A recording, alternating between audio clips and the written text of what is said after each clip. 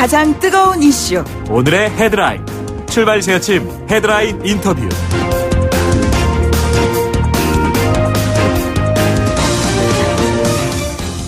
네, 지난주에 자유한국당의 예산결산특별위원장 뽑는 자리가 꽤 시끄러웠습니다. 경선을 치르기로 했지만 황영철 후보가 경선 거부를 선언했어요. 의총장을 나온 황 의원은 박근혜 정권 시절에 유승민 당시 원내대표를 내쫓을 때의 데자비라는 것은 이제 과거의 상황이 그대로 연상되는 이런 모습을 표현할 때 쓰는 것인데요.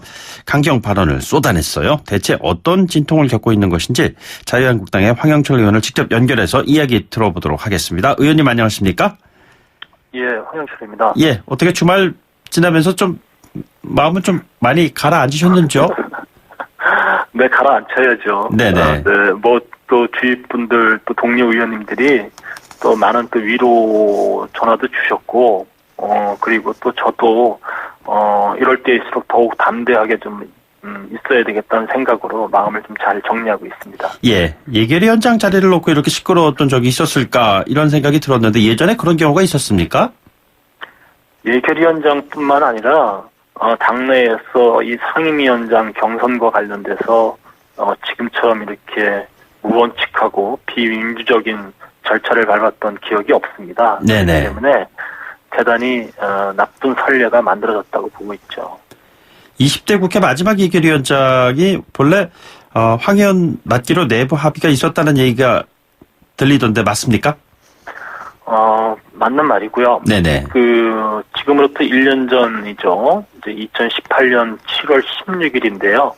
이제 후반기 원구성과 관련된 당내 3선들 간의 조율이 있었습니다. 예. 당시에 이제 조율이 잘 돼서 상임위원장에 임명받은 의원들도 있고요. 조율이 네네. 안 되는 곳은 이제 경선을 하기로 돼 있었는데, 네.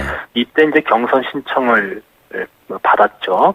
그때 예결위원장에는 안상수 의원님과 제가 경선 신청을 했고요. 네네. 근데 그래서 경선을 하기 전에 이제 안상수 의원님께서 본인이 먼저 예결위원장 1년을 맡는 자리를 할 텐데, 네네. 먼저 맡는 대신에 조금 일찍 그만두게 될 거다.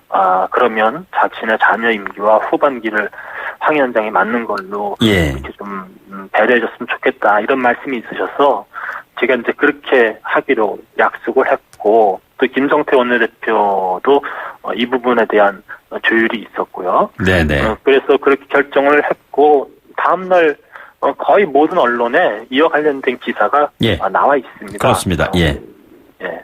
그런데 왜 나경원 원내대표는 경선을 통해서 뽑는 걸로 방침을 바꾼 것이죠? 솔직한 얘기는 나경원 대표한테 네네. 물어보는 게 낫겠죠. 근데 제가 드는 생각은, 첫 번째는 아마도 이제 취사 선택에 문제가 있었다고 봐요.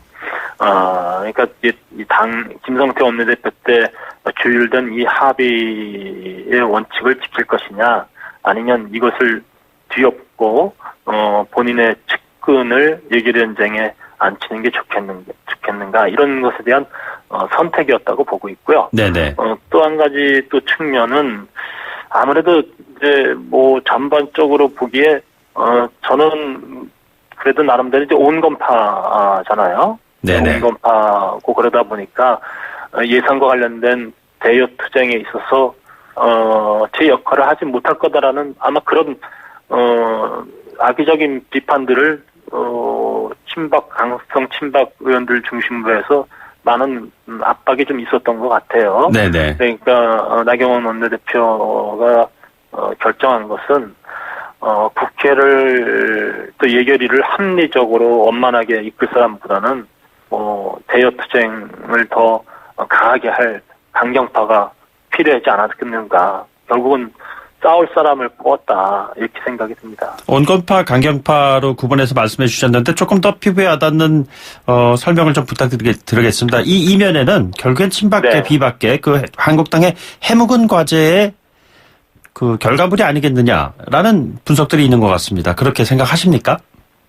제가 이번에 이 과정들을 지켜보면서 정말로 좀 안타깝게 생각이 들었던 게, 저도 다시 복당을 해서 우리 보수 대통합이라는 큰 물줄기를 만들어가야 된다라는 명제 아래 그동안 사실은 여러 가지 감정적 견해의 차이가 있었던 친박 의원님들과도 상당한 소통과 또 스킨십을 해왔거든요. 네네.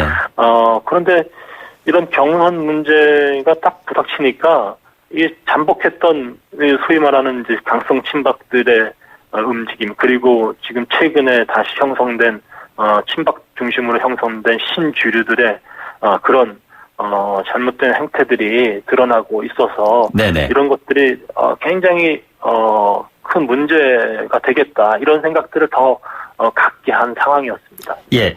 그 당일 경선을 거부하셨는데요. 이게 거부를 네. 하신 그 배경에는 경선 나가야 안 되겠다라는 판단이 있으셨던 건가요?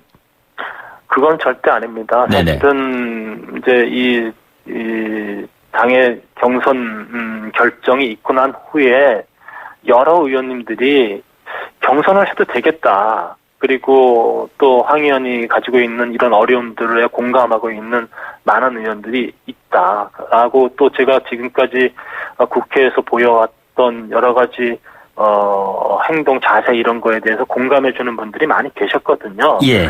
근데 중요한 것은 제가 경선에서 이기고 지느냐가 중요한 문제가 아니라, 이 경선을 수용하게 되면 원내 지도부가 지금까지 당이 지켜왔던 합의, 조율 이런 것들을 무시하고 비민주적인 결정을 한 것을 수용하는 것이 되는 것입니다. 네네. 그래서 제가 이것을 수용하는 것보다는 오히려 당의 미래를 생각해서라도 이런 부분에 대한 강력한 저항을 좀 해야 되겠다. 부당하다는 것에 대해서 우리 향후 이런 일이 일어나지 않게 하는 그런 강한 외침이 좀 있어야 되겠다, 이런 네네. 생각을 했습니다. 그렇기 때문에 제가 경선을 받아들일 수가 없었던 것이죠. 김재원 의원 측에서는 그 황 의원께서 그 정치자금법 위반 혐의로 대법원 최종심 앞두고 있다는 점을 들면서 그래서 내가 나설 수밖에 없었다, 이렇게 얘기를 했는데 그거에 대해서는 어떻게 생각하십니까?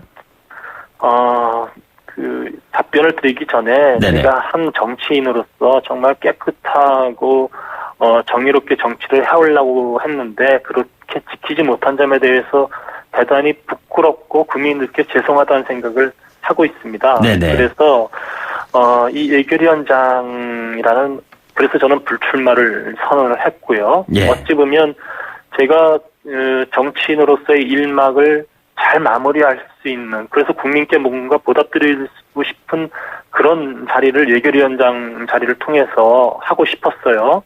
이제 그런 바람을 이제 깡그리 이제 무시하게 된 거고, 어찌 보면 상처 입은 동료 의원에게 해서는 안 될 말을 한 것이고, 그리고 저의 대법 선고가 다시 파기환송될지 안 될지 모르는, 그리고 언제 선고가 될지도 모르는 상황에서 굉장히 악의적이고 제가 뭐 저질스럽다는 표현을 했는데, 그런 선전을 통해서 이제 저를 부당하게 이제 압박하려고 했던 것이죠. 어찌 보면 김재원 의원도 사법적 절차로 보면 똑같이 1, 2심에서 무죄는 받았습니다만 대법원의 선고를 기다리고 있는 상황이기 때문에, 그런 측면에서 봤을 때 이 말을 할 당사자는 아니라고 생각이 듭니다. 알겠습니다. 조금 전에 그 당사자께서 말씀하셨던 부분을 언급해 주셨는데요. 제가 뭐 다시 한번 그 얘기하겠습니다. 이게 어떻게 말씀하셨냐면은 같은 당 동료 의원에게, 동료에 있는 의원에게 할 수 없는 매우 저질스럽고 추악한 행위다, 이렇게 말씀하셨잖아요. 네네. 자, 이 말씀의 연장선상에 있는 표현이 유승민 당시 원내대표를 내쫓을 때의 대잡이다, 이런 말씀이 네. 뭐 중첩이 되는데 맞습니까? 제가 정말 많은 생각들을 하면서 들었던 중에 한 장면이 바로 그 장면이었습니다. 네네. 그 당시에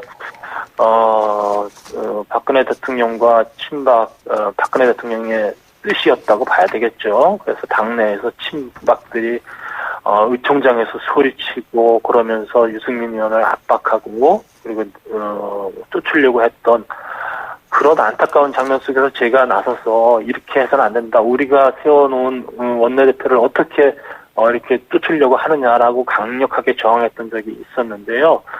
그 이후에 당이 굉장히 어려워지고 그리고 결국은 이제 국정농단으로 이어지고 이런 것이 우리 당에 여러 가지 아픔을 주고 또 국민들로부터 비난받고 신뢰가 떨어지는 그런 상황들 이루어졌기 때문에 이번에 물론 그만한 크기에 제가 견줄 바는 못합니다만 똑같은 상황이 벌어지고 있어서 향후에 우리가 내년 총선을 앞두고 이런 잘못된 당의 흐름이라든지 또 이런 부분들이 국민의 신뢰로부터 떨어져 나가는 그런 과정으로 이어지지 않겠는가라는 그런 우려가 상당히 많이 들었고요. 예. 이래서는 안 된다라고 저항의 외침을 더 크게 할 수밖에 없었습니다. 예, 이번 예결위원장 선출을 바라보는 시각 가운데에는 황교안, 나경원 지도부 체제 이후에 그동안 좀 숨지고 있었던 친박계가 당 주류로 올라서고 있는 것이 아니냐 이렇게 분석하는 분들이 있는 것 같습니다. 그렇게 보시는지요? 네, 전반적으로 그렇게 보는 시각이 맞습니다. 사실은 황교안 대표님이나 또 나경원 원내대표님이나 결국은 본인들이 경선 과정에서 가장 큰 지지 세력이고 또 어떻게 보면 옹립 세력이 친박 중심으로 이루어졌거든요.